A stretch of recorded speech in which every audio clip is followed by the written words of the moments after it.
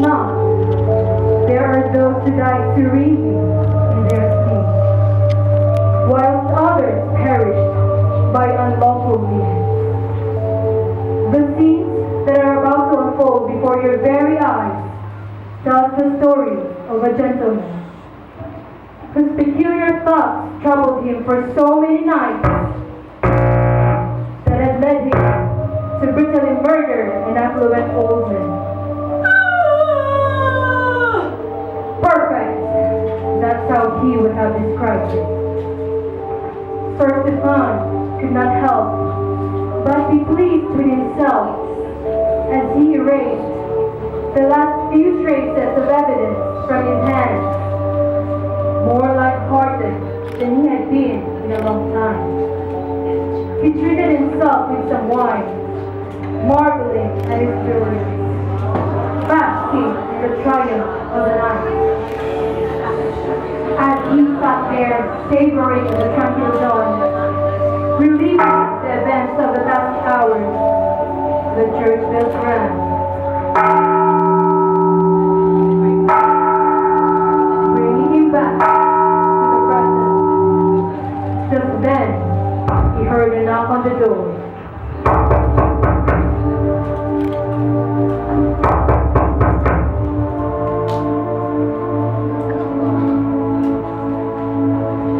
How may I help you, sir?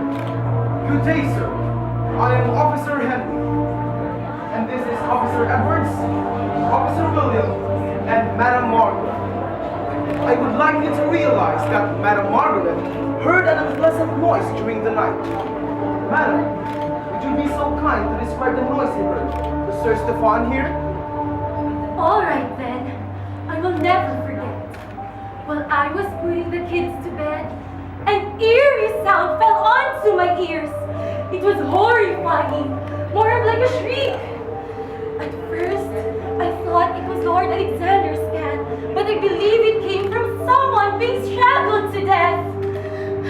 Thank you for your help, madam. I know you must be very tired, and if you wish, you may go home now and retire to your bed. Officer William, please escort the madam on her way home. Yes, sir. Madam?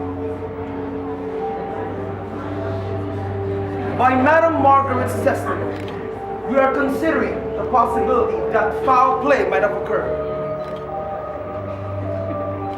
Now can we now search the premises? If it would lead to everyone's peace of mind, then it would be my pleasure. After all, I've done nothing wrong. As old as Madame Margaret is, I admire her sharp sense of hearing. The madam was right, and it's true that the shriek came from this house. You see, I had a nightmare which caused me to utter that sound. We apologize for our intrusion, but we are just carrying out orders. I know it is part of your job. Now I gladly offer my cooperation.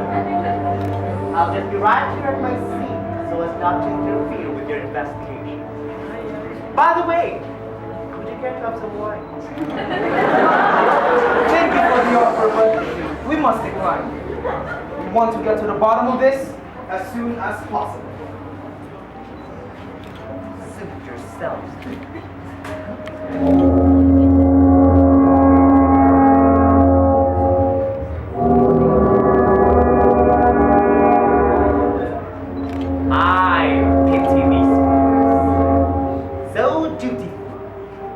Dedicated, but this search will inevitably be fruitless.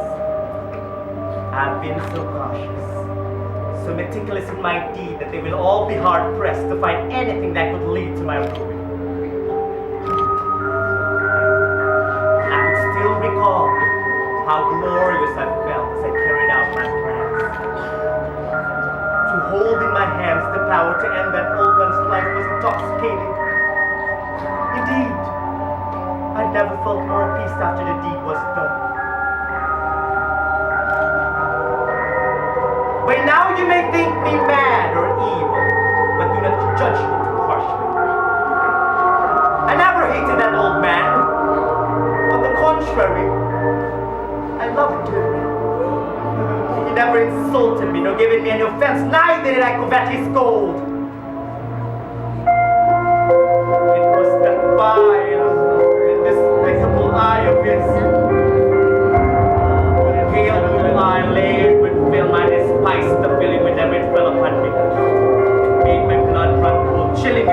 break or I could not endure it!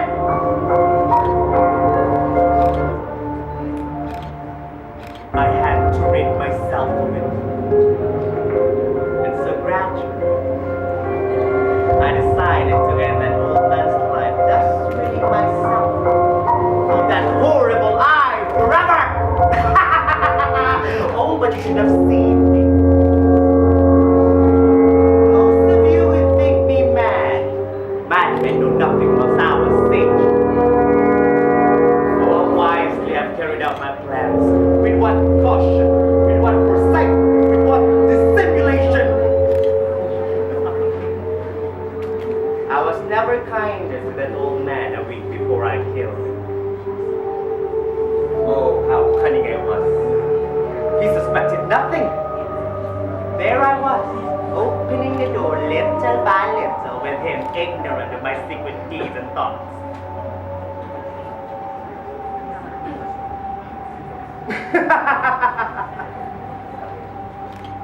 I then opened the door. But then, I made another plan. I decided to come back the next day.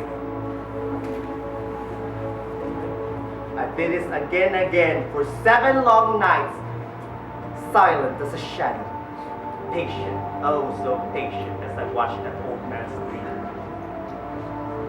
Upon the 8th night, I was more cautious during my incursion.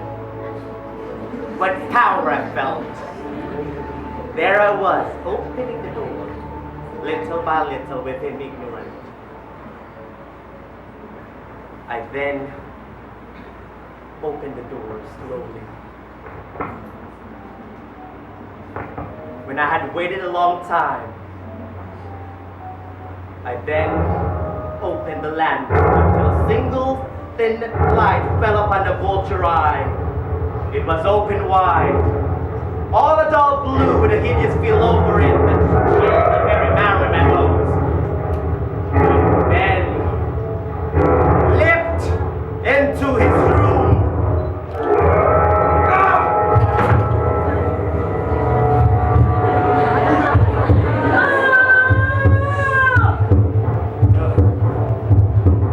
There. I killed him. I heard a sound. It gets louder and louder. The sound might be heard by neighbor in an instant. I then dragged him to the floor and then pulled the heavy bed over him. The heartbeat stopped. There was no pulsation. He was stone dead. I would trouble me no more. I smiled gaily to find the deed so far done. The night waned, and I worked hastily, but in silence. I then dismembered the corpse, cutting off the head, the arms, and the legs. I then took up 3 planks from the flooring, and then deposited all between the scantlings. And then replaced the board so cleverly, so cunningly, that no human eye could have ever detected anything wrong. There was nothing to wash out, no stain of any kind.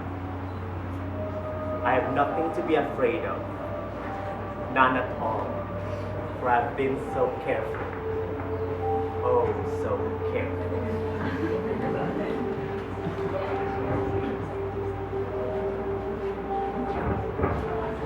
Well, Mr. Stephan, everything seems to be in order.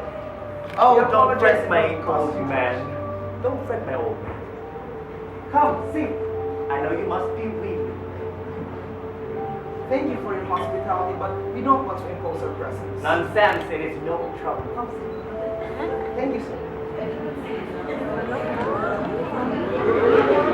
So, how are you related with Lord Alexander? I've been his tenant for quite a length of time now. He must trust you, leaving his possessions while he is away. Oh, completely. As I said, I've been serving him for a long time. He is already like a father to me. Where is he anyway, if you don't mind me asking? Out of the country. On a business trip. I'm surprised that at his age he still is able to go on such trips.